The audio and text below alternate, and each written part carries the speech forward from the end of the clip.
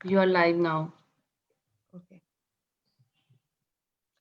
Hello everyone, I'm Aroma Anwar from PNY Group of Companies और आज हमारे साथ जो गेस्ट हैं इरम सबा हैं और उनका तारुफ करवाने से पहले और हम आगे इसको लेके जाने से पहले मैं आपको PNY Group of Companies के बारे में बताती चलूँ। तो हम इसका बेसिकली एक ब्रीफ सा इंट्रोडक्शन दूंगी मैं आपको। So PNY Group of Companies deals under following entities, which is PNY Paying, PNY Trainings, and PNY Advertising.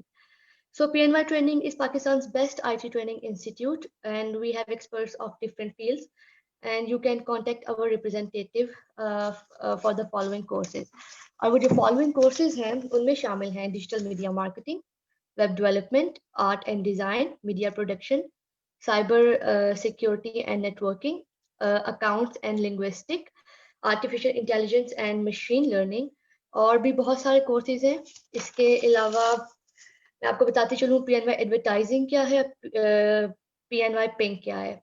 So PNY Advertising is a digital marketing agency which provide digital marketing and other services to businesses.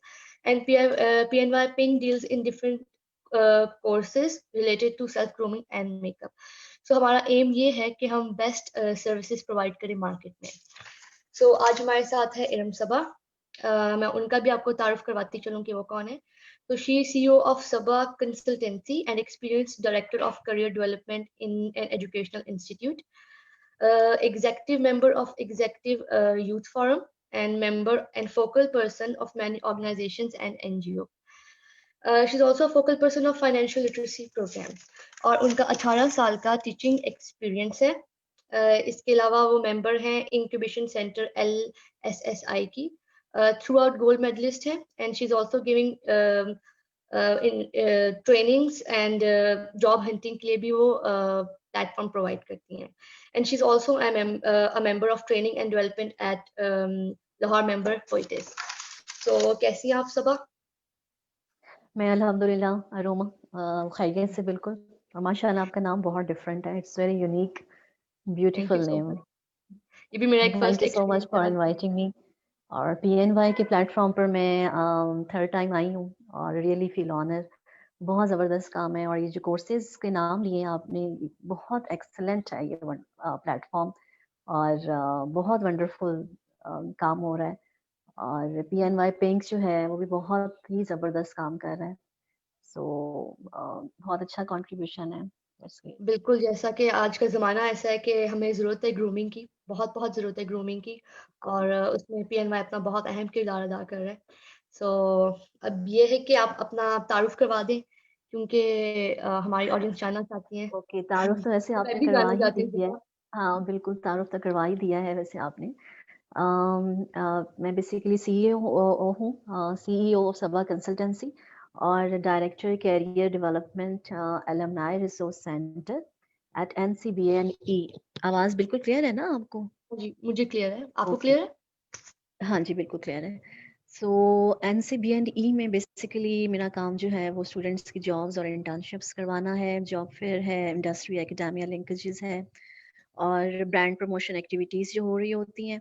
और हुँ, जो मेरा सबा consultancy का काम है उसमें basically मैं online trainings पर काम कर रही हूँ और I am basically certified career coach. So मैं जो है ऑनलाइन कंसल्टेंसी भी दे रही होती हूँ, 1-to-1 कंसल्टेशन एंड सेशंस भी कर रही होती हूँ। और इसमें आप ऑनलाइन सेशन बुक करवा सकते हैं करियर काउंसलर के साथ और बस इस तरीके से है। Thank you so much Iram कि आप आज यहाँ आई हैं। सो हमारा जो आज टॉपिक है वो है इम्पोर्टेंस ऑफ सेल्फ अवेयरनेस, कि अहमियत क्या है सेल्फ अवेयरनेस की। तो आप बताना चाहेंगी इस बारे में कि आप क्या कहती हैं, हमारी ऑडियंस को आप किस तरह से मोटिवेट करेंगी कि वो किस तरह से सेल्फ अवेयरनेस की मतलब अहमियत को जान सकें? जी, जो सेल्फ अवेयरनेस है मतलब खुद शनासी, काफ़ी इंटरेस्टिंग टॉपिक है आज का और ये मेरा फेवरेट भी है। और देखें, एक चीज़ होती है अरोमा, ज़ाहिर, ठीक है ना, जैसे मैं और आप देख रहे हैं हम एक दूसरे को। एक होता है बातिन जो आपके अंदर का होता है। तो खुद हम्म, शनासी जो है ना वो बेसिकली आपके बातिन का सफ़र है कि आपने अपने अंदर का सफ़र करना है, अपनी ज़ात का, इनर सेल्फ का, अपनी रूह का सफ़र करना है। अब देखिए हुँ, इंसान जो है ना, जैसे मैं एक एग्ज़ाम्पल से बताती हूँ कि सहराओं की जो है अम, अ, वो उसकी खाक छान रहा है, सहराओं को एक्सप्लोर कर रहा है, कोहे पैमाई कर रहा है और जो है मौसम का हाल जो है सैटेलाइट्स के ज़रिए जैसे वो जानता है, जानने की कोशिश कर रहा है, सैयारों, सितारों को एक्सप्लोर कर रहा है। तो ये ज़ाहिर का सफ़र है, लेकिन एक बातिन का सफ़र भी होता है, जो आपके अंदर की ज़ात का सफ़र होता है और जिसमें आप ये देखते हैं कि आप समझने की कोशिश करते हैं कि मेरा मकसद तख़लीक़ क्या है? मेरी स्ट्रेंथ्स क्या है, मेरी वीकनेसेस क्या हैं।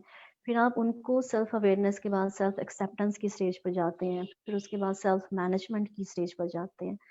तो इलामा इकबाल ने ये जो मकसद तख्लीक है इस पर बहुत ही खूबसूरत फरमाया है। वो बाले जिब्रील में कहते हैं कि इंसान जो है वो इस कायनात की बहुत आप कह लें कि एक बुलंद तरीन और एक आला तरीन जो है ना मखलूक है और इंसान को वो कहते हैं कि को वो खुद ही के तसव्वुर से पहले आशना करवाते हैं, फिर मर्द मोमिन की जो खसूसियात हैं उससे माला माल करते हैं और फिर जिसे कहते हैं ना कि इंसानियत की लड़ी में इंसान को जो है उसका मकसद तख्लीक है।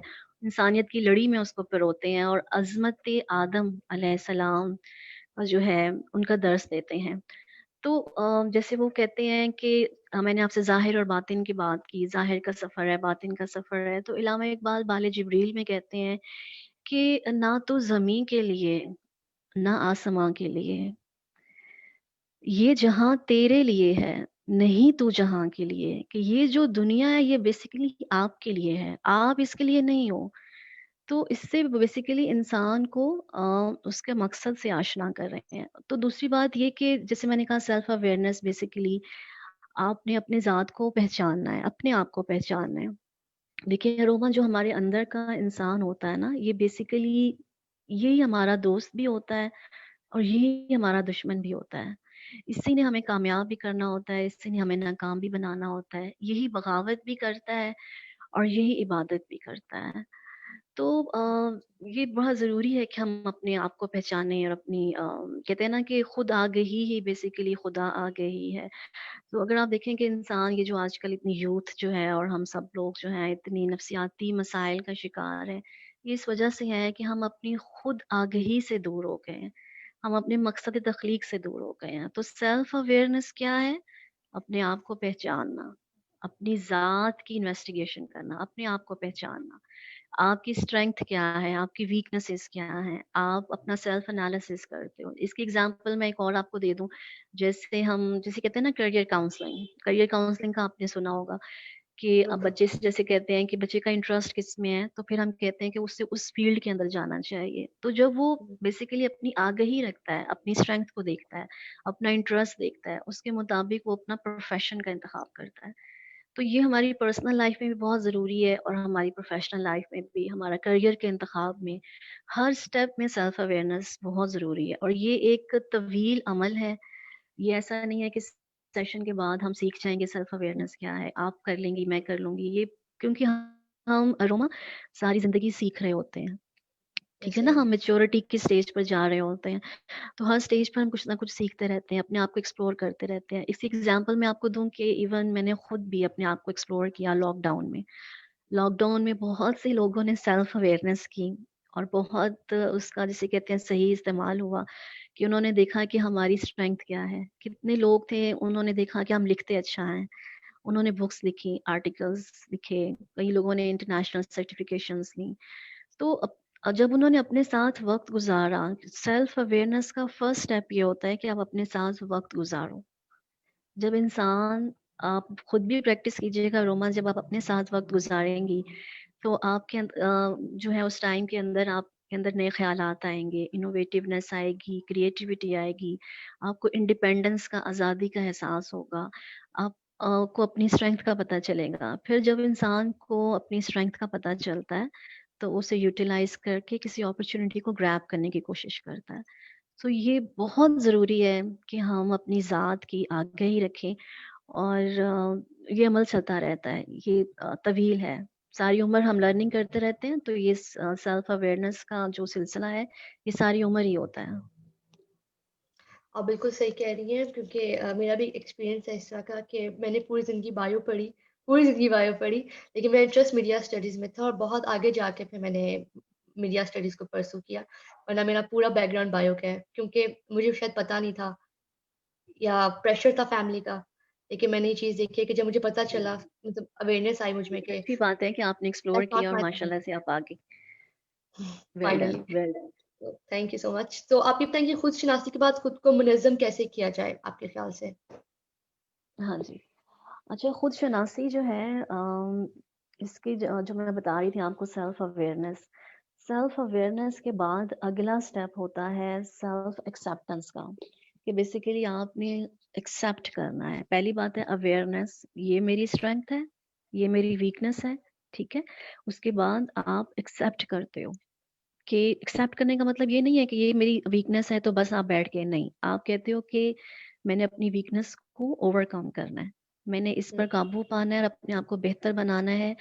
और जैसे कहते हैं ना, एक वैसे ये कुरान पाक की आयत का तर्जुमा भी है और एक शेर भी है कि खुदा ने आज तक उस कौम की हालत नहीं बदली, ना हो जिसको ख्याल खुद अपनी हालत बदलने का। जब आप सेल्फ अवेयरनेस से सेल्फ एक्सेप्टेंस की स्टेज पर जाते हैं और ये मान देते हैं कि ये मेरी गलती है, ये मेरी स्ट्रेंथ है, तो फिर आप उसे ग्रूम करें। उसको आप देखो, उसको आप ही ने ठीक करना है। अभी जैसे कहते हैं ना, कोई बंदा उस वक़्त तक आपकी मदद नहीं कर सकता जब तक आप खुद ना करो। जैसे मैंने अभी आपको ये बताया। तो बिल्कुल। सेल्फ अवेयरनेस, फिर उसके बाद सेल्फ एक्सेप्टेंस, फिर उसके बाद सेल्फ मैनेजमेंट, जो आपका बेसिक क्वेश्चन है कि खुद को मुनज़्ज़म करना। खुद को मुनज़्ज़म करने का मतलब है खुद को तरतीब देना, खुद की तरतीब देना। देखिए आप इसमें ये है कि अरोमा, अगर आप देखें कि ये जो कायनात का पूरा निज़ाम है, ये सूरज, चाँद, जिस तरह से एक पूरा एक टाइम मैनेजमेंट है ये बेसिकली, कि एक टाइम से चीज़ें हो रही हैं, दिन है, फिर रात है, और ये पूरा कायनात का निज़ाम एक टाइम मैनेजमेंट से चल रहा है। तो जब हम सेल्फ मैनेजमेंट की बात करते हैं, खुद को मुनज़्ज़म करने की, तो हमें टाइम मैनेजमेंट से चलना पड़ता है। आप पहले ये देखते हो कि मेरे क्या गोल्स हैं, क्या मेरे टारगेट्स हैं, फिर आप उनको, उनकी जिसे कहते हैं ना प्रायोरिटाइज़ेशन ऑफ वर्क, कि आप अगर एक गोल है तो आपने बेसिकली उसे डिवाइड किया। अर्जेंट कुछ काम ज़रूरी है वो आपने पहले किए, जो ज़रूरी नहीं है उसे आपने बाद में करने हैं। तो आपने बेसिकली तरतीब से चलना है। दूसरी बात ये आ जाती है इसमें कि आप अपने ख़यालात के ऊपर बेसिकली काबू आपने पाना होता है। आप अपने ख़यालात के ऊपर अटेंशन पे करते हैं कि हुँ, लाइक किस तरह के ख़यालात मेरे ज़हन में आ रहे हैं, पॉज़िटिव आ रहे हैं या नेगेटिव आ रहे हैं। जैसे कहते हैं ना कि अपने ख़यालात पर आप दरबान बन के बैठ जाओ, तो उस पर आप कॉन्स्टेंटली आपको वॉच करना होता है और उनको फिर आपने ठीक भी करना है। फॉर एग्ज़ाम्पल, लाइक जैसे कहते हैं ना कि अपने ज़हन को अपने जिस्म का गुलाम ना बनाओ, अपने जिस्म को अपने ज़हन का गुलाम बनाओ।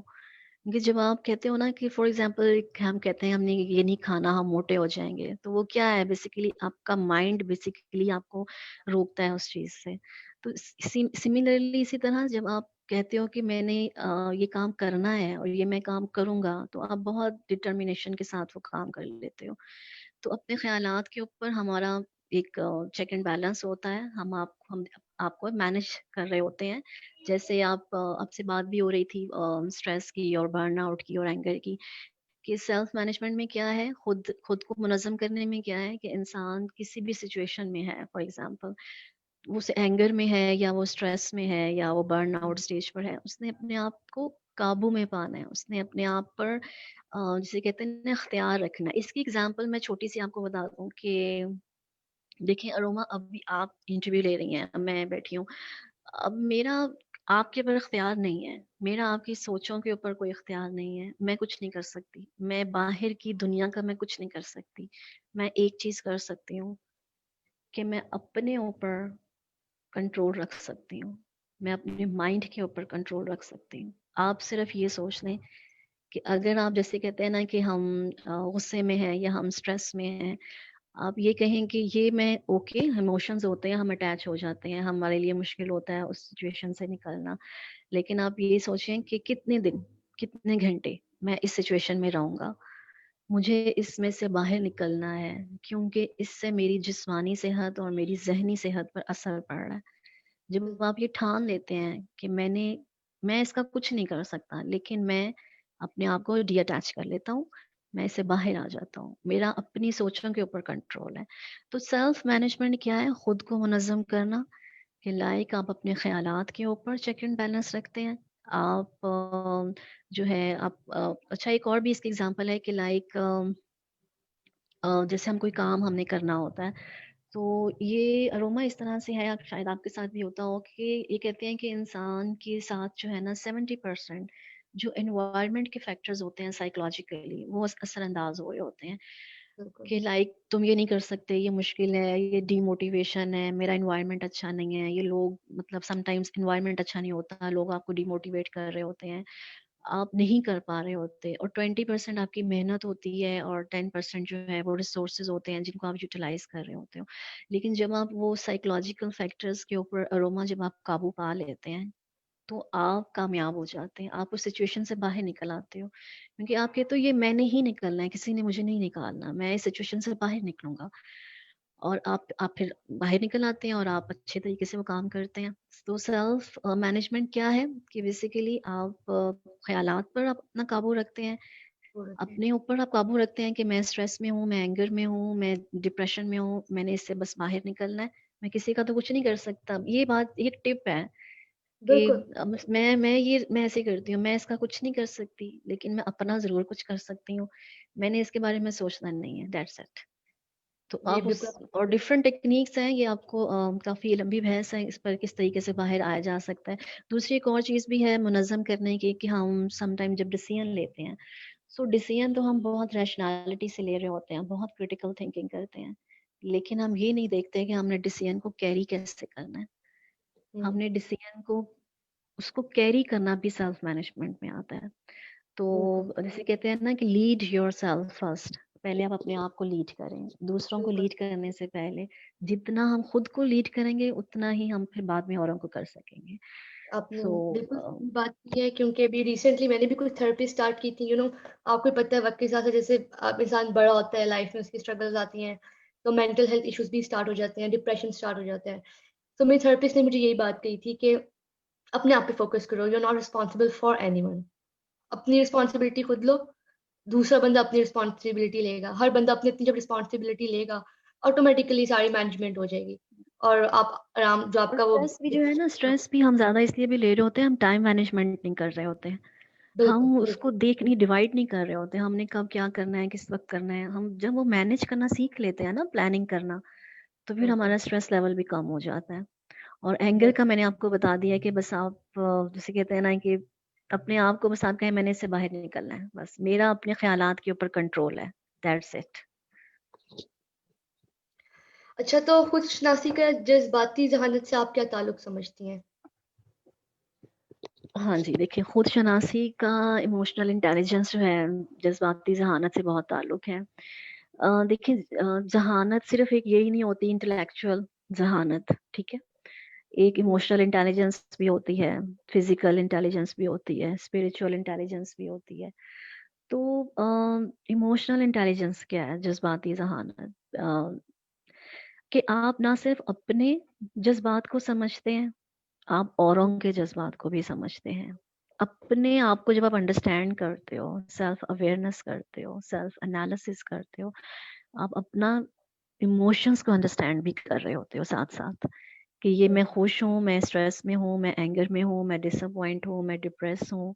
आपको अपनी इमोशंस की पहली बात अवेयरनेस होनी चाहिए, क्योंकि हमें समटाइम्स ना समझ ही नहीं आता है कि हम क्यों ऐसे हैं, हमारे साथ क्या ऐसा हुआ है। तो वो कॉजेज़ नहीं हमें पता चल रही होती। तो पहले आइडेंटिफ़ाई करें अपने इमोशंस को, फिर कॉज़ देखें कि वो अब क्यों है इस तरीके से। फिर उसको मैनेज करना होता है। सेल्फ रेगुलेशन, सेल्फ मैनेजमेंट, जैसे मैंने आपसे कहा एंगर है, जैसे वो एक इमोशन है, या जैसे आप कहें कि आप स्ट्रेस लेवल पे हैं, स्ट्रेस बहुत ज़्यादा है, टेंशन बहुत ज़्यादा है, या किसी भी तरीके से आप किसी सिचुएशन में बहुत डिसअपॉइंट हो गए हैं, तो आपने अब उससे बाहर निकलना है, अपने आप को बाहर निकालना है। तो this is called self regulation. तो इमोशनल इंटेलिजेंट जितना इंसान होता है, उतनी जल्दी वो अपने आप को बाहर निकाल लेता है, क्योंकि वो ये जान लेता है कि इससे मेरी जिस्मानी और ज़हनी सेहत पर फ़र्क पड़ेगा। तो हम सेल्फ मैनेजमेंट को जज़्बाती ज़हानत के ज़रिए से जो है हम समझ सकते हैं, उसे इंक्रीज़ कर सकते हैं। क्योंकि इंसान जो है, हम मशीन नहीं है, हम इंसान हैं, हुँ, हमारे अंदर जज़्बात हैं। और जितना हम अपने आप को अंडरस्टैंड करेंगे, अपने जज़्बात को समझेंगे, उतना हम एक बैलेंस्ड लाइफ़ गुज़ार सकेंगे। और जैसे हाँ, एक और जैसे मैं बात कर रही थी कि जज़्बाती ज़हानत का मतलब दूसरों के जज़्बात को भी अंडरस्टैंड करना होता है। इसमें अगर आप देखें, अरोमा एम्पैथी का कॉन्सेप्ट है कि लाइक आप दूसरे की स्टेज पर जाके ये सोचते हैं कि अगर मैं इसकी जगह ऐसा होता तो मैं क्या करता? यानी कि खुद को दूसरे की स्टेज पर लेकर जाना और सोचना, दिस इज़ कॉल्ड एम्पैथी।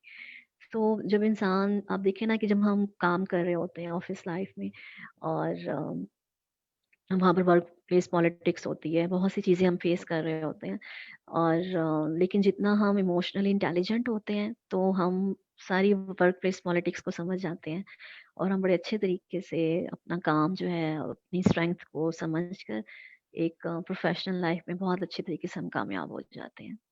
सो ये सारी चीज़ें ना बेसिकली इंटरलिंक हैं, self awareness, self analysis, self acceptance, self management और इमोशनल इंटेलिजेंस। बिल्कुल, आप सही कह रही हैं। अच्छा, मेरा आपसे एक सवाल था कि आपको नहीं लगता कि अगर बहुत नेगेटिविटी होगी आपके एनवायरनमेंट में, तो आपको उससे बिल्कुल कट ऑफ हो जाना चाहिए, या आपको लगता है कि आपको उस एनवायरनमेंट में रह के उस चीज़ को मैनेज करना चाहिए? मतलब उस टॉक्सिक ये डिपेंड एनवायरनमेंट करता को। है सर्कमस्टांसेस पर। पहली बात तो यही है कि देखें, ये तो हदीस भी है और वैसे भी कोटेशन भी है एक, कि आप इंसान जो है वो अपने दोस्तों से पहचाना जाता है, और आप अपने दोस्त जो है ना वो अच्छे रखें, जिनसे आपको पॉजिटिव वाइब्स आए। ऐसे लोग जो आपकी लाइफ में आपको लगता है नेगेटिविटी क्रिएट कर रहे हैं, हुँ, आप उनको अवॉइड करें। आप उनको अपने सर्कल में मत रखें, और उनको जितना हो सके आप अवॉइड करें। और अगर जैसे आप कह रही हैं कि हम सॉरी, आपका क्वेश्चन क्या था? मतलब कि हमारा ये जो नेगेटिव एनवायरनमेंट है, चाहे वो लोग हैं या नेगेटिविटी है हुँ। हमारे एनवायरनमेंट में, तो उससे कट ऑफ होके हम बिल्कुल अपने आप को बचा सकते हैं, या उसमें रह के भी अपने आप को बचा सकते हैं, उस एनवायरनमेंट से मैनेजमेंट करके कुछ चीज़ों की? दोनों ही चीज़ें हैं ना, स्ट्रैटेजीज़ दोनों ही अपनाई जा सकती हैं। अगर तो आपको लग रहा है कि यहाँ पर रहने से कुछ नहीं है, तो आप कट ऑफ हो जाते हो। आप कुछ देर के लिए उस स्टेज से बाहर निकल आते हैं। लेकिन कुछ ऐसे स्ट्रॉन्ग नर्व्स होते हैं लोगों के, वो कहते हैं नहीं, हम इसी स्टेज में रहेंगे, और हम तो इसी जैसे स्टेज में शादीशुदा रहकर औरतें जो हैं, है। हुँ। एग्ज़ैक्टली, और वो बिल्कुल, उनकी देखिए, शादी है कि बिल्कुल, बिल्कुल। इमोशनल इंटेलिजेंस से रिलेशनशिप, बड़ी अच्छी ऐसे आपने बात की है। इमोशनल इंटेलिजेंस से हम रिलेशनशिप मैनेजमेंट को बड़ी अच्छी तरह से हल कर सकते हैं। जो मियाँ-बीवी के ताल्लुकात हैं, या माँ-बाप के साथ हैं, या जो है mother in law, father in law, इन सब के साथ भी इमोशनल इंटेलिजेंस के ज़रिए हम बहुत अच्छी जो है वो लाइफ़ गुज़ार सकते हैं। और ये तो डिपेंड करता है किस सिचुएशन में आप आएँ। और इमोशनल इंटेलिजेंस यही तो है कि आपने बेसिकली अपने नर्व्स को जो है स्ट्रॉन्ग करना है, और आपने ये देखना है कि मैं इससे सिचुएशन से कैसे खुद को मैं बाहर निकालूँ, और अपने इमोशंस पर कंट्रोल रखना है। और और जी। आई थिंक पॉज़िटिव रहना चाहिए ज़्यादा से ज़्यादा, क्योंकि आई थिंक पॉज़िटिविटी पॉज़िटिविटी फैला सकती है। सो बिल्कुल, आप सही कह रही हैं। सो आप मुझे ये बताएँ कि खुदशनासी का प्रोफ़ेशनल ज़िंदगी में क्या किरदार है? ये जो आप कह रहे हैं ना, पॉजिटिव रहना चाहिए, बिल्कुल ऐसा ही है। कहते हैं ना कि इंसान जो है वो ख़यालात से ज़्यादा परेशान होता है हालात की निस्बत। हालात से इतना परेशान नहीं होता जितना ख़यालात से होता है। तो हम बहुत ज़्यादा ओवरथिंकिंग करके नेगेटिव चीज़ों को ज़हन में ला कर, तो हम जो है ना उसमें चले जाते हैं, उस फ़ेज़ में कि हम कुछ नहीं हो सकता अब।